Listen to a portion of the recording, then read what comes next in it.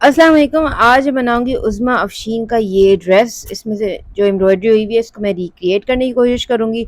तो उसके लिए मैंने सबसे पहले लिया है ब्लैक कलर का ये सिल्क का फैब्रिक, और फिर मैंने लिया है कॉपर कलर का ये दबका, उसके बाद ये सॉरस की स्टोन 3 mm के, और फिर मैंने लिए हैं सी ग्रीन कलर के सीक्वेंस। तो यही कुछ मटेरियल है जो पूरे एम्ब्रॉयडरी में यूज़ हो रहे हैं। सबसे पहले पेंसिल की हेल्प से जो है ना मैंने 2 बॉर्डर बनाए हैं, और फिर बीच में मैं जो है उसका डिज़ाइन है उसको पेंसिल से बनाऊंगी। अगर आपके पास अगर आप पूरा ड्रेस पे एम्ब्रॉयडरी करना चाहते हैं तो आप फिर एक पेपर में अलग से डिज़ाइन ड्रॉ करें और फिर कार्बन पेपर की मदद से उसको ट्रेस करें। क्योंकि मैं एक पैच बना रही हूँ तो इससे मैंने डायरेक्ट पेंसिल से ही बना दिया, तो ये इस तरह का डिज़ाइन बन गया। और एक छोटा सा एक पार्ट और भी था, यही एम्ब्रॉयडरी पूरे में रिपीट हुई हुई है। तो सबसे पहले हम क्या करेंगे कि हम दोनों साइड्स में इसके ये क्रिस्टल स्टोन लगाएंगे जो मैंने लिए थे 3 mm के। तो इन स्टोन्स के बीच में होल होता है और इसको आप दोनों तरफ से टाक सकते हैं आराम से। और ये 2 लाइंस जो है वो इसी तरह से दोनों बॉर्डर में कंप्लीट करनी है, जो मैं ऑफ द कैमरा करूँगी। अब मैं बताती हूँ कि बीच के पार्ट में क्या करना है। जो बीच में हमने बनाया हुआ है फ्लावर, तो ये जो फ्लावर मैंने बनाया है इसके लिए मैंने लिया ये स्टोन, और साइडों में मैं 6 स्टोन इसके साथ और लगाऊंगी। तो पहले बीच में एक सर्कल सा बन जाएगा स्टोन्स का, और फिर साइड में हम दबके से इसके जो पेटल्स हैं उसको बनाएंगे। तो ये इस तरह से मैंने बनाया। अगर आपको बड़ा बड़ा बड़ा सर्कल बनाना है तो आप और ज़्यादा स्टोन्स लगा सकते हैं। उसके बाद ये ले लिया है मैंने कॉपर कलर का दबका, ये छोटे साइज़ का है। तो शुरू में इसकी नीडल में थोड़ा सा पार्ट आप इसके नीडल में डालेंगे, और फिर इसको यहाँ से इसकी जो स्टार्टिंग पॉइंट है यहाँ से थोड़ा सा स्टिच करना होगा, और थोड़ा-सा टाइटली इसको स्टिच कर दें। अगर आपके पास फ्रेम है और आप फ्रेम से काम करें तो सबसे बेहतरीन काम जो है ना वो फ्रेम के साथ होगा, क्योंकि मुझे छोटा-सा पैच बनाना था, इसलिए मैंने फ्रेम के साथ इसको काम नहीं किया और मैंने इसको डायरेक्ट लगाया। लेकिन अगर आप इसको परफेक्शन से लगाना चाहते हैं और चाहते हैं कि बिल्कुल नीट एंड क्लीन काम हो तो फ्रेम का यूज़ करें। और फिर ये इस तरह से थोड़े-थोड़े गैप से मैं इसको टाकती जाऊँगी। और क्या करना है, जब आप टाकेंगे तो आप हल्का-सा इसको इसको दबके को खींचेंगे। इसका टेक्सचर स्प्रिंग जैसा होता है, या फिर आप धागे को ही थोड़ा-सा टाइट करेंगे तो ये धागा इसके इस दबके के अंदर चला जाएगा। और जब यहाँ पर आप आते हैं जहाँ पे आपको थोड़ा-सा कोना सा बनाना होता है, थोड़ा एज सा या थोड़ा पॉइंटेड सी चीज़ बनानी होती है, तो आप हाथ से थोड़ा-सा इसको प्रेस करें। एक टाँका जैसे मैंने यहाँ पे लगाया, और फिर उसके बाद मैं दोबारा से इसको एक बार हाथ से इस तरह से प्रेस कर रही हूँ, तो ये बिल्कुल कोना सा एक निकल गया, एक एज सा लुक आ गया। उसके बाद हम टाकते हुए आएंगे, और एंड पॉइंट भी हमने यही करना है जो हमने स्टार्टिंग पॉइंट भी किया था, यानी कि जो एंड का सिरा है उसको नीडल में डालकर और फिर इसमें स्टिच कर देंगे। इसी तरह से सारे पेटल्स और बाकी का सारा वर्क दबके से इसी तरह से पूरी शर्ट पे होगा। उसके बाद ये जो एक छोटी सी बूटी बनी हुई थी, हाफ फ्लावर सा बना हुआ था, इसको मैं करके दिखाती हूँ कि ये कैसे होगा। तो सबसे पहले मैंने इसमें एक सौ इसकी स्टोन लगाया। तो जब मैं ये स्टोन लगा दूँगी उसके बाद मैं क्या करूँगी, उसके बाद मैंने दबका लिया जो मैंने बाकी जगह पे लगाया है, इसको इसी तरह से नीडल में थोड़ा-सा जो है वो इसका पार्ट हमने डाला नीडल में, और इसको यहाँ पर स्टोन के साइड में इसको स्टिच किया। और फिर हल्का-हल्का सा इस दबके को हम टर्न करते जाएँगे और इसमें बारीक-बारीक से स्टिच लगाते जाएँगे। याद रखिए कि जब भी आप कर्व कोई चीज़ बना रहे होते हैं तो वहाँ पर आप करीब-करीब टाँका लगाते हैं, करीब-करीब सिलाई लगाते हैं।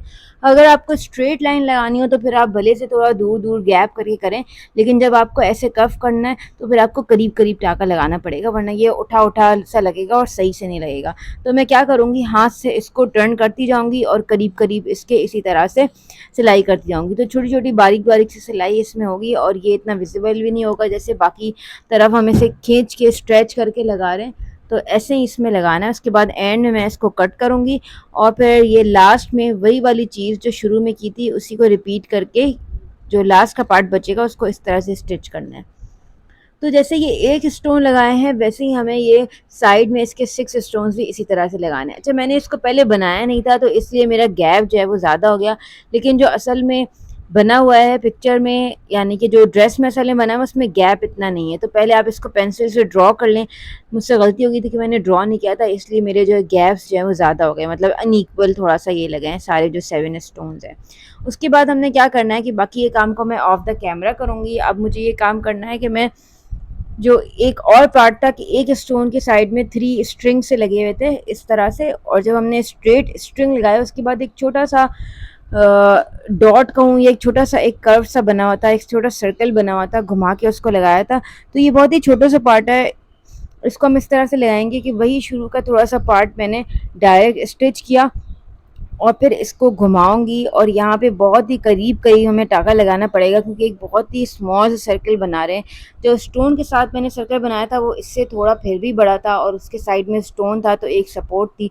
लेकिन ये खाली सर्कल बनना है तो इसको बहुत ही ज़्यादा ध्यान से बनाना पड़ेगा। पहले ड्रॉ कर लें ताकि आसानी हो कि आपको कहाँ पे बनाना है।